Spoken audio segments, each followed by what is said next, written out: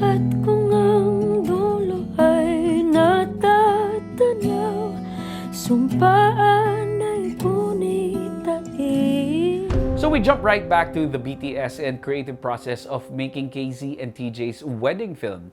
Right off the bat, I'm gonna tell you there was no same-day edit at the wedding, mainly for two reasons. Number one, because of crew count and social distancing rules. The lack of manpower really spreads us thin, so if we do an SDE, we won't have enough manpower really. We were just a total of 3 persons for this wedding and then Sherard to do the BTS. That's it. And personally, it doesn't really make sense for small weddings to have same-day edits. Most of them were there already, and there's no point in showing something to a handful of people who were already there. So back to putting this story together. The first thing that I ask is, what do I have? The kind of footage and the amount of footage that I possess. It helps that I was the main videographer at the wedding. I pretty much have a good grasp of what happened the entire day. Actually, for the most part of the day, I'm already trying to put together the bits and pieces of events which happened throughout the wedding. This is also my process when I do same-day edits, but in an extremely accelerated manner. So what do I have? It helps that I put things on paper. It helps me organize my thoughts and helps me remember things. I realized that I didn't quite have a lot of the elements of a bigger, non-pandemic wedding. There were not a lot of guests. Most of them were in masks. I actually love the beso-beso footage when people arrive, when they greet other people, other guests. Of course, that's not allowed nowadays, or at least frowned upon. So none of that. No party, no dancing, no big entourage. I will emphasize though that these do not detract from the wedding. It just makes things a little bit different, and that will make my approach to the edit a little bit different. Now, days before touching the footage, I chanced upon Inglourious Bastards and watched yet again how Quentin Tarantino segments his films into chapters. I would like to emphasize that you do not need to watch any other people's wedding videos to gain inspiration. I'm always asked that when I do workshops and lectures. Where do you get your inspiration? And I always tell them I immerse myself in different forms of art, culture, and media. So I'm not restricted to wedding videos. In fact, I don't watch any other people's wedding videos. I watch movies, I check out music videos, I look at paintings for color palettes, I read a lot, I love comics. That's where I get my inspiration. In this case, Quentin Tarantino. I thought to myself, now, that's cool. So it was time to edit. Maybe subconsciously or consciously, I remembered this and decided early on I want to use chapter markers for the wedding video. These were my notes for the original chapters. Chapter 1, Sana All. Chapter 2, Simula. Chapter 3, Sigurado. 4, Sabi Nila. 5, Bilin ni Pastor. 6, You Are My Song. Of course, not all of these chapters made it to the final cut. I listen to all the footage before I even do my first cut. Very, very important. You have to go through all the speeches, all the vows, all the things the pastor says, all the conversations during the preparation, because you never know if you are able to use them in the edit, and that's very, very important. It is long, tedious, sometimes boring work, but it needs to be done. If you don't go through the footage like a fine-tooth comb, you might miss something very, very important. So guys, again, go through all your footage. I always want to hook my viewers at the start of my edits. You wanna hook the viewer and never let go. Gusto ko tagus kagad. That's why I started with KZ's vows, with the extremely memeable material and phrase, Sana All. We always talk about me getting all the tweets and posts about being lucky to be your girlfriend. I would always get the hashtag Sana All. Sana All parang si KZ. Sana all my TJ. That was chapter 1. I also knew that I shouldn't touch and split apart TJ singing his vows.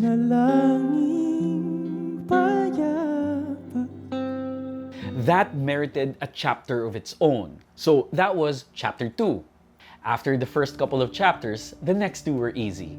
I wanted to include Mr. Martin Rivera because I realized that the entire wedding day was a day of songs and music. Of course, You Are My Song is the wedding song. I didn't want to use You Are My Song straight away, so I reworded it. Of course, Simula, the song, needed a chapter of its own. Again, I didn't want to use Simula straight away, so I used Sa Ilalim ng Puno ng Mangga, Under the Mango Tree. After all, as they said, that is their start, that is their simula.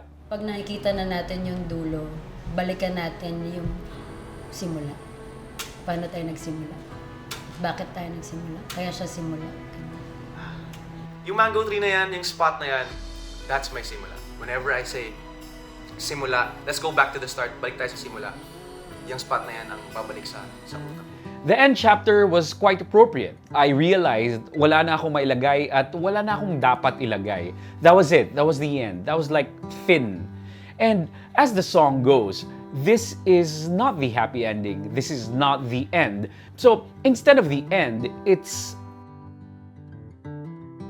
a simula.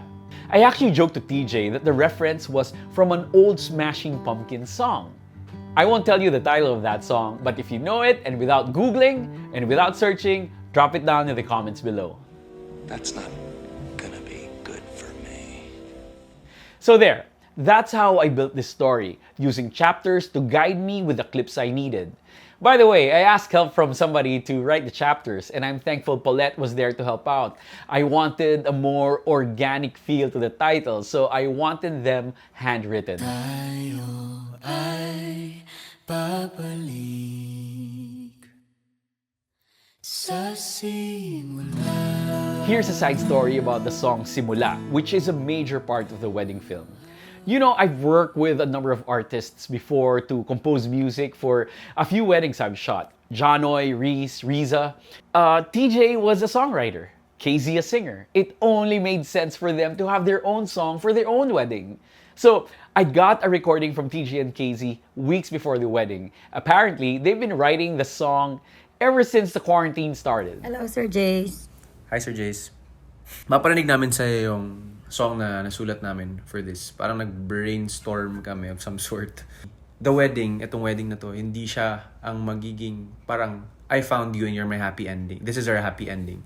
Naisip namin na for us, this is a start of a new journey. This song is about that part of the journey. Yep.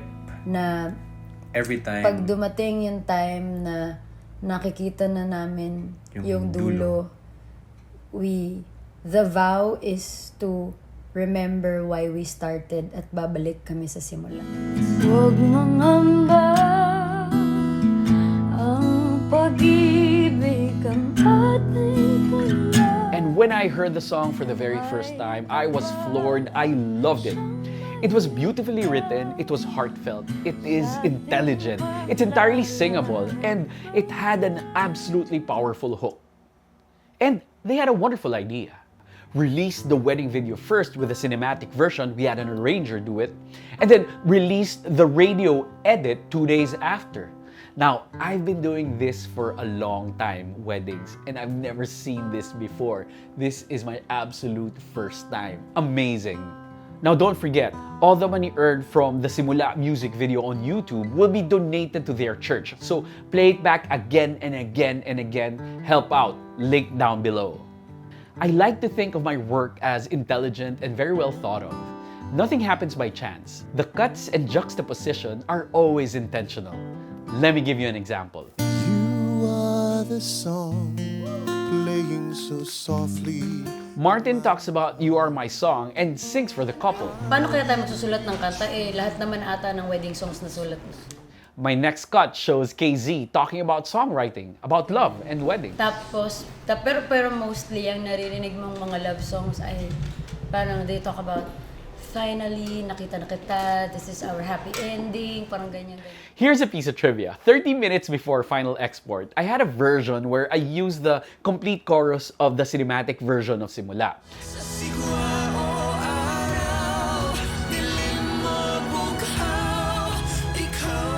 But after going through it for the umpteenth time at 4 in the morning, I decided it was much too powerful and downplayed the visuals that I had. And also, I thought it kind of gave the song away. And so at the last second, I switched it back to the oohs and ahs version of the song. My colors for this piece was on the natural side, just having a lot of faith in the real colors that the Blackmagic 4Ks can acquire. My music choices, apart from Simula, were mostly ambient cinematic pieces from audio.com. If you notice, except for TJ's Vows and Simula, all my choices were all subdued and never really took front and center. I think the framework and skeleton for the edit was done in around 2 days. I worked on it on and off for another week and then immediately sent a preview to Casey and TJ the moment I had an export. This was their response. Sir Jason, naka-standing ovation ka. Grabe! Sobrang ganda. Para siyang, parang movie. Hindi ko maintindihan. Pa-build up siya ng pa-build up. Tapos sa dulo, yung chapter 5. Ang galing! Ang galing! Ang galing! Grabe, Sir Jace. Grabe! And really, that's the best reward I can ever hope to get. And also a reminder that the first and foremost people you have to make happy is your couple. Everything else is gravy. That's it for today's wedding breakdown. If you like this kind of content, please say so in the comment section below. If you'd like an analysis of a particular wedding I've shot in the past, let me know too. Thanks for watching.